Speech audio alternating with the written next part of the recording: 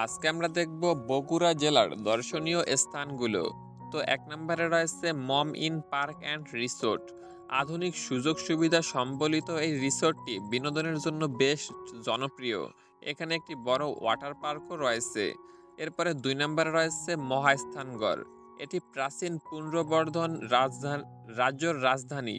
এখানে 2500 বছরেরও বেশি পুরনো ইতিহাসের ধ্বংসাবশেষ রয়েছে। এখানকার শিলাদেবীর ঘাট, জিয়ংকুণ্ড এবং বৈরাগীদের ভিটা পর্যটকদের প্রধান আকর্ষণ। এরপরে 3 নম্বরে রয়েছে টিএমএসএস বিনোদন জগৎ।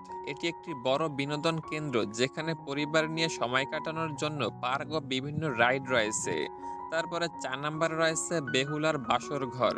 মহাস্থানগড় থেকে প্রায় 2 কিলোমিটার দক্ষিণে অবস্থিত এই উঁচু প্রত্নতাত্ত্বিক ঢিবিটি লোককথার নায়ক নায়িকা বেহুলা লক্ষিন্দরের বাসরঘর হিসেবে পরিচিত।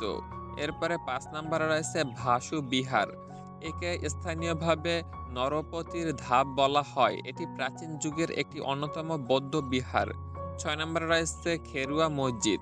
বগুড়ার শেরপুর উপজেলায় অবস্থিত এই মসজিদটি মুঘল ও প্রাক মুঘল স্থাপত্য রীতির এক অনন্য নিদর্শন।